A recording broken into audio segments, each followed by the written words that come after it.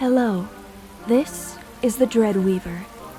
Prepare yourself for an evening of horrifying tales that will weave webs of terror in the darkest corners of your mind. If you're a fan of stories of mystery, true crime, paranormal, or anything that crawls in the shadows just beyond our sight, you found the right place. This week, we have 7 terrifying stories to help you drift off to sleep or accompany you as you work. If you like what you hear, don't forget to like, subscribe, and click the bell icon to turn on notifications. All of these actions tell YouTube that you want to hear more from us. And with that, let us delve into the darkness.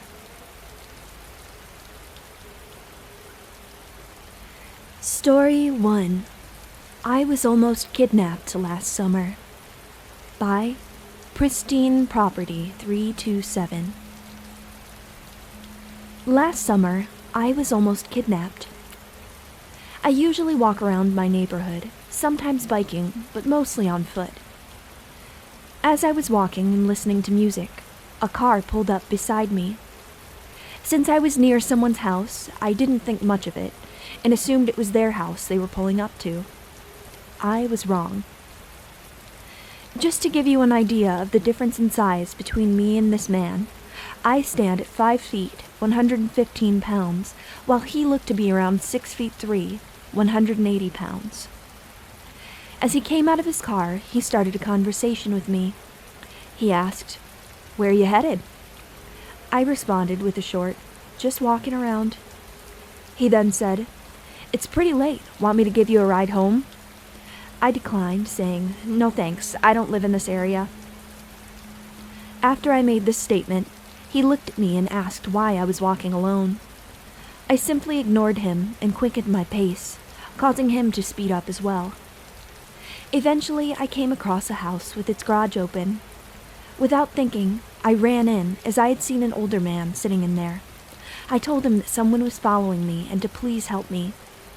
He got up and started yelling at the man following me, telling him to fuck off and saying that he had a gun. The man retreated back to his car and sped off. I thanked the garage man, and he told me to stay safe.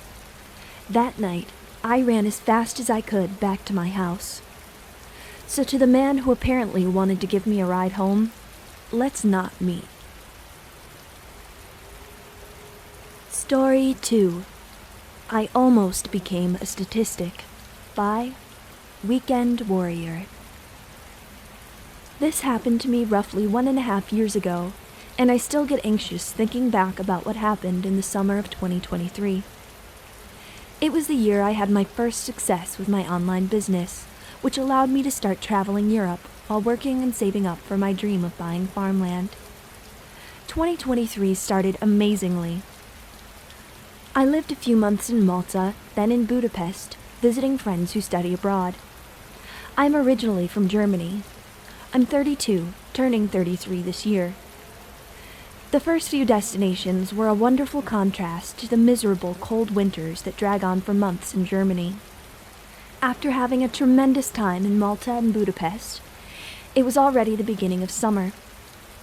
My final destination that summer was to visit a friend. Let's call him Ben. He's about a year younger than me and currently studying medicine in Varna, located in the very east of Bulgaria. It's an interesting place with lots of Soviet-style, slightly run-down architecture, but it still has its charm as a beach city. The people are very nice, and there are some beautiful spots. There are many expats, and I spent my days enjoying their large parks near the beach itself, and its various cafes and clubs. I met lots of people and frequently went out to beach clubs with them on weekends. It was a nice hot summer, and I was enjoying myself until one particular night. I was out with Ben and many of his university friends again. We partied all night, had drinks, danced for hours, and just enjoyed ourselves during this wonderful summer night. Since we'd been to day events before the party, I started feeling tired and decided to head home. I should describe the layout of the city as it's quite unique. Varna has a beach along its entire length. and for most parts, there are very big parks stretching for kilometers along the beach before they lead to the city. My rented apartment was slightly northwest of the clubs, roughly a 10 to 15 minute walk, which I'd done many times. People had warned me about occasional attacks, muggings, and robberies, always asking me to walk at least part of the way with someone. I usually didn't listen, just walked with my music playing, though I remained wary of my surroundings. That night, a few people who were also tired left with me. They lived a bit further west, so I had to leave them after 5 minutes and continued alone with my music. It must have been around 4 a.m. when I came to a park I usually cross, separate from the main beach parks and closer to where I was living. Being summer and a weekend, there were still a few people walking around and driving, even at 4 a.m. When I entered the park, I wasn't shocked to see someone sitting on a bench maybe 50 meters ahead of me to the right. He was sitting there, staring at his phone, and I remember the scene vividly. Behind him were some bushes and trees, but as the lighting in the park was very sparse, I only noticed at the last moment that someone was approaching him from behind through the bushes. I think because I walked into the park, the guy sitting on the bench must have briefly looked up from his phone and heard someone approaching. It all happened so fast. I saw someone running out of the bushes with both hands raised over their head, holding a large rock, sprinting at the guy still sitting there as he turned his head. Not immediately realizing the danger, I kept walking briefly before stopping. The guy on the bench screamed and ran straight out of the park, vaulting over another row of bushes and disappearing across the street. I pulled off my headphones and stood there watching, not fully comprehending what was happening. You need to understand that this all happened so fast. Until the guy who had just tried to attack the other person with a rock turned to face me. A shiver ran down my spine as adrenaline rushed through me, preparing to run. When he lifted that rock again and started manically smiling while running in my direction, I turned and ran for my life. He followed me for roughly 2 minutes. I could still see him behind me even after crossing the street. I ran around the block and was incredibly relieved to find a kebab shop still open. I rushed through the door. The people inside were shocked, and I couldn't speak straight, but I didn't need to say much, as the psychopath came to the store and started bashing the big window with the rock. When the glass broke, he finally ran away. What makes this even more chilling is that I later discovered I probably encountered someone who wasn't new to violence. In the same city, same park. Someone had been bludgeoned and then killed with multiple stabs to the back just 1 year earlier. I waited a few minutes, put my music back in, and walked home, carefully avoiding the park. Afterward, I was shaking at home, locking every door. I couldn't sleep well, and the next morning I discovered I had fractured a tooth from grinding my teeth in my sleep that night. I'm forever grateful that this turned out okay. I'm also grateful that I met some people who offered to smoke earlier, as the timing might have saved both me and the guy on the bench. If I hadn't entered that park at that exact moment, the man on the bench might not have noticed his attacker in time. While this was the scariest situation of my life, other than nearly drowning in the ocean once, I think I learned that there are some situations you cannot control. Stay safe out there, folks, and maybe don't walk in the park alone at 4 a.m. in a foreign city, but maybe that's common sense. Story 3. Ghosts of the ER. I work in a hospital and recently found out that there are all sorts of ghosts in a hospital, but people don't talk about it because they're afraid of being labeled as crazy. Well, I'm here to talk about it. I was working a night shift in the emergency department as a resident. The night crew was awesome, and we cleared the place out by 2 a.m. I was sitting there with my attending, charge nurse, secretary, radiologic tech, and 3 nurses as we all BS'd. One of the nurses had a sixth sense, if you will, and would talk about a little girl who would run out of room 17 and run into the med room that was between 17 and 18. For visual's sake, our emergency department was set up like a fishbowl back then. A large square with us in the middle, and all of the rooms had one door opening to the middle. We all sat in the fishbowl where everyone could see us, and we could see them. On this night, it was about 3 or 3:30, and we were disbelievers of this little girl running back and forth between the rooms. Some of us, including myself, made some pretty snarky comments about it being bullshit and saying that ghosts don't exist. I think one of the guys was even making fun of the alleged little girl and saying that she should do some work if she's going to be here and hand out some meds or clean some bedpans. We all had a good laugh. Now at that time, we were sitting in the fishbowl and we were facing rooms 9, 10, and 11, with rooms 17, 18, and 1 behind us. The lights in the emergency department suddenly flickered. We thought it was Jimmy playing a trick on us, as he was by the light switch, but he swore he did not touch the lights. Someone made a comment that was not so nice about the little girl spirit. Just then, from behind us in room 18, we heard a crashing noise, like something made of heavy plastic just fell and shattered. We all turned around in shock and slowly made our way to room 18. No one was behind us. No patients, no staff, no one. It was just us in the fishbowl.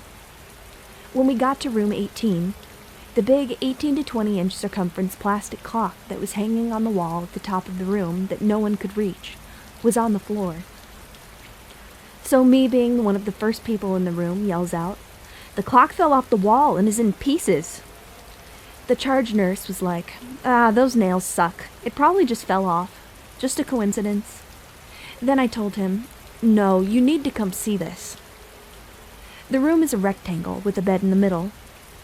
The bed matches with the shape of the room. Short ends go north and south, with the door at the south, and the long ends match the walls. The clock was nailed on the east wall, high in the room. If it fell off the wall, one would logically expect it to be in pieces by the floor on the east wall. The clock was actually found in pieces on the base of the west wall, directly across from where it was hung up. There was a bed in between, so we know it didn't roll there. Something had lifted it off the nail and thrown it across the room to the other wall where the pieces were. Nothing, not one piece, was below the east wall.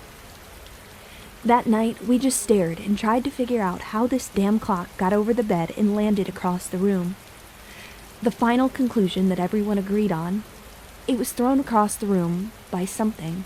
Most of us think it was a little girl. That's the day I became less of a skeptic.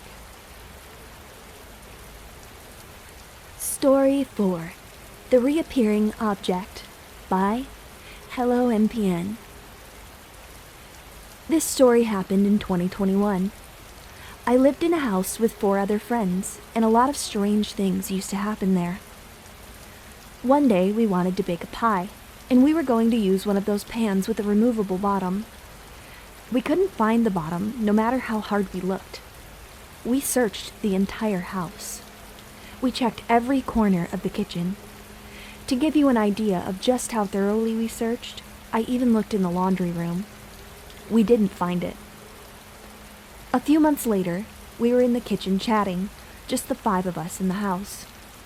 One of my friends was washing the dishes. She washed a large baking tray, dried it with a towel, and placed it on top of the fridge, on top of the other trays. We saw some kind of movement. It was really quick. We only caught a glimpse of something shifting on top of the fridge. My friend grabbed the exact same tray she had just placed there, and inside it was the missing bottom of our pie pan. The bottom was completely dusty, as if it had been sitting in a really dirty place. It was totally weird, and none of us had any explanation for what happened. That house had a lot of stories like this. We used to say it was the elves who lived there, playing these tricks on us. Story 5. My Mom's Ghostly Twin by Abolished Barbie. This story happened years ago, but if you know me personally, I've told you this story at least once throughout the time we've known each other, which means you likely know my little brother as well. He too knows the story I'm about to share with you, as he experienced it with me. He'd tell you the exact same story if you asked him. I'm sure he remembers it the way I do, and it's a core memory we can't exactly get rid of. At the time this occurred, we lived in a small 2 to 3 bedroom house. It was a 2-story home and consisted of my mom, little brother, sister, and I. My sister and I shared a bedroom, and my little brother had his own. My mom had her bedroom downstairs, so she didn't sleep on the same floor as us. This is important, as we didn't get to sleep in her room when we were scared at night. Around this time, I remember being in my late elementary ages, 7 to 8 years old, and my siblings were a year or two younger than me, 6 to 7 years old. So you can imagine we'd get easily frightened by the dark and our imagination around bedtime. It's expected to have these irrational fears at this age, but it also didn't help that our house was a little off at night. My mom would joke that it was her ghost boyfriend, Jerry, but I think deep down she'd say it because she was also scared and didn't want to give us further reason to be scared. Our house was especially weird at night. Things would make noise on their own, such as heavy footsteps that belonged to no one, that seemed to be creeping around the house at night, making the floorboards creak. There was even stomping in certain rooms of the house on some nights, demanding to be acknowledged. Voices echoed in the halls that did not belong to us. They were very clear, but also vague, silent cries, weeps, or calls to someone, anyone, who might be listening to them. Things would disappear and reappear in the home. It was all weird, and I swear whatever else lived there had a thing for tormenting my siblings and I. I never really acknowledged it when we lived there, but when I revisit these memories, I get unsettled, as it definitely wasn't normal. Although this night seemed like a regular night for me at bedtime, I had been laying in my brother's room with him and my sister. They were feeling uneasy, so my sister and I decided to sleep over in my brother's room. This just helped us get to bed easier. It especially helped that his bedroom window invited the light from the street into his room, making it slightly easier to see in the dark than it would have been in mine and my sister's room, which would have been darker at this time of night. It didn't help that we also had a large closet in there, too. I laid the furthest and closest to the edge of the bed, waking from the bed rocking a little when I slept. My brother's bed was a lofted bunk. It was high up and had enough space beneath that you could sit up under it. The only thing underneath was piles of dirty clothes, so there was no space to crawl or move freely under there. My eyes wandered around the room. I was half asleep, and my eyes followed the lights reflecting on the wall into the hallway outside of my brother's door. That's when I saw it. The figure, a shadowy figure, the silhouetted mimic of my mom. My breath tightened and my eyes widened. My attention was heightened by this potential threat while I had a mini heart attack in the loud silence. Almost instinctively, I shook my brother. He was closest to me, and I didn't want to take my eyes off of whatever it was I was looking at, so I could tell if I was seeing this for real. I shook and shook and shook, refusing to let him fall back to sleep after the first few shakes. When I heard him wake, I felt immediate relief. Something about him being awake told me I wasn't dreaming now, and I was no longer alone to experience this. A reason to be brave. I cleared my throat and managed to ask him when he sat up, "Do you see that at all?" I pointed it out to him and described it as he tried to find what I was looking at. It was so dark it was hard to tell if I was just imagining it or if it was real. The best way to describe it is that it was a shadowy figure, a literal silhouette. It had no face and no clothes, but a shadowy aura that made it hard to see its skin or body clearly. The only thing that was really visible was its hair, which seemed like a copy of our mother's. It was so curly, the same length and practically the same style my mom's hair would lay in. It continued to stare at us silently, still, and feeding on our fears. It was extremely unnerving the way it just sat in the hall, hiding right before the doorway, peeking into the room at us. It blended into the dark. The only way for us to tell it was really there was by the strands of its hair that stayed visible.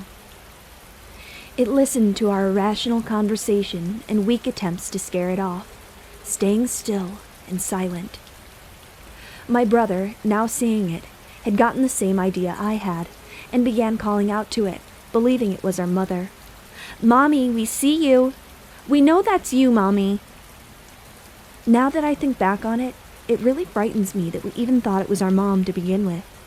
That's how similar it was to her, and with so little features to work with, we were convinced out of fear. The fact that it knew it looked like her and mimicked her is what scares me most. My reasoning for believing this was my mom was maybe she wanted us to go to bed, so she scared us into doing it. But it also didn't dawn on me that I had woken up to that originally. In the process of me and my brother trying to convince ourselves it was her, we laid down to show her we were going to bed, in hopes she'd walk away, move, or say something to prove it was her. Especially since we were assuming she was doing that one distinct mom glare that moms do to get their kids to behave. Looking away for a slight second, the figure finally moved. It was abrupt and quick. It ran at us and hid right underneath the bed. My brother and I looked at each other, fully convinced this was our mom now, believing she was playing an odd game with us. We peeked under the bed after sitting up from the jump start, and didn't see anything but the laundry left there before. It looked untouched and still. We didn't see our mom, just the clothes pile. This made my heart sink immediately, and I thought, whatever it is gone now, but it's right under us. I know my brother was scared too, as he began hiding under his blanket and scooting away from the edge of the bed. I did the same, ensuring that my siblings were safe, as my sister slept through all of this beside us. To this day, I have no idea what I experienced, but this ghost or entity has taken up some space in my brain since. I don't know how we slept after that, but we did. It was so scary we didn't talk about it till a few years later. When we brought it up to our mom after moving out of the house, she had a nervous laugh about it as she'd never heard of this happening, but also confirmed she'd never done something like that to us. It was a weird home after all, and I have a few more stories of weird encounters that happened there, but they were all slightly less traumatizing. Let me know if something similar happened to you at all, or if we know what to call this phenomenon. Story 6. The Last Time I Babysat. When I was a teenager, I occasionally babysat for a family that lived across town. On this particular night, the parents were heading out for a date night. I wasn't fond of being by myself in that house after dark, as weird things often happened. Nothing particularly frightening, just odd things. Since the parents planned to be home late, they allowed me to bring a friend to keep me company. My friend, who I'll call M, joined me for the night, planning to sleep over at my house after we were done babysitting. The children were already in bed by the time we arrived. The children's mother gave us instructions and important phone numbers in case we needed to reach them, and then the parents left. Since the children had gone to bed, we were there to keep an eye on things and be there for them in case they woke up. Aside from that, we didn't have much else to do. We decided to find something to watch and settled on the movie Cujo.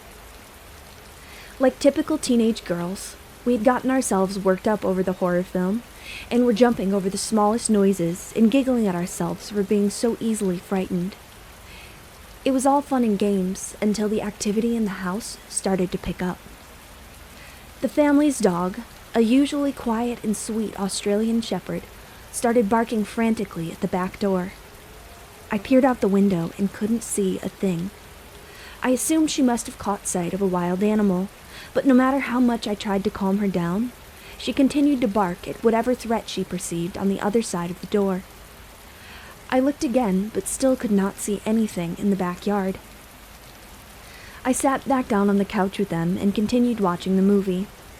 The dog had calmed down a little, but was still on high alert at the back door. I could hear her growl at something occasionally. Suddenly, I heard a loud thud from upstairs. It sounded like something had fallen, and I was concerned for the children. The dog started going nuts again. I ran upstairs to check on the kids, only to find them sleeping in their beds.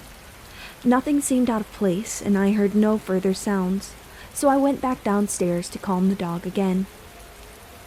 I got the dog settled down, and Em and I finished watching our movie. We were both pretty unnerved at this point, between the film and the strange events, and we were eager to get back to my house. When the parents arrived home, the mom drove Em and I back to my house.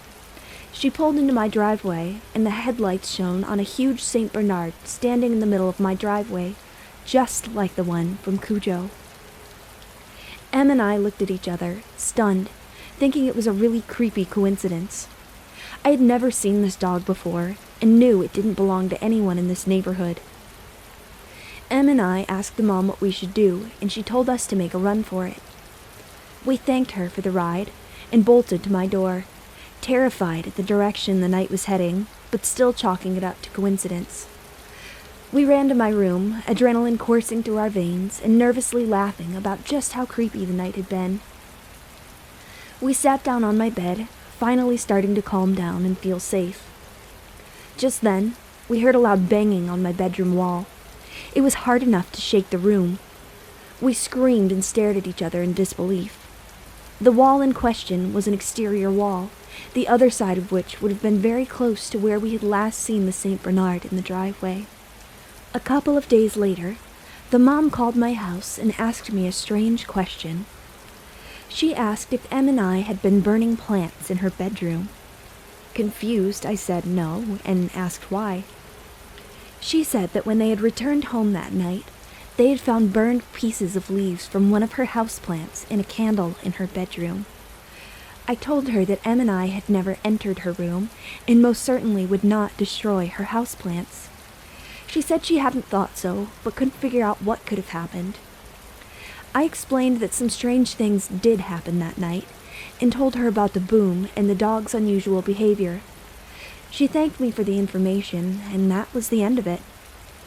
I don't know what happened that night, but I never went back to that house. I'm certain that the family had strange experiences there too, as they moved out shortly afterward. Any thoughts on what this might have been? Story 7. Free Ride. So this happened to me, 27 and female, about 6 years ago. At the time, I was working in a bar, so I got off work pretty late, usually around 3 a.m. Since I lived quite close to the bar, I would always walk home after my shift. There were 2 different routes I could take. One was along the street where most of the city's bars and clubs were, and it was usually really crowded. Since I was exhausted and didn't want to see any more people that night, I took the other route, which was much quieter but also darker, and I never felt very safe there at night. As I was walking, a group of drunk guys approached me, blocking my way. I made it clear that I had no interest in talking to them, so they eventually let me pass. A nearby taxi driver must have seen what happened, because he rolled down his window and asked if I needed a ride. I declined, saying that I didn't have far to go, but he insisted, saying he wouldn't charge me. I thought maybe he was just looking out for me, since he had seen the incident with the drunk guys. So I made the really stupid decision to accept his offer. After I got in, he asked for my address, and we started driving. I even offered to pay him, but he refused. Shortly after, we arrived near my home, but instead of stopping, he drove past it. I asked where he was going, and he acted like it was an accident, saying he was just looking for a place to turn around. But he kept driving for a few more minutes until we ended up in an industrial area, where he pulled into a dead end. At this point, I was terrified, but I didn't know what to do, especially since my phone had died earlier. I just said, "Well, this is a perfect opportunity for you to turn around." He looked at me, and I think he got scared to follow through with whatever he had planned. After a moment, he simply said I was right, turned the car around, and drove me back to my place. My heart was pounding as I got out of the car, but I was really, really grateful that nothing terrible happened that night. I know it was incredibly stupid to get into the car in the first place, and I still don't fully understand why I made that decision. I think I just got lucky in the end.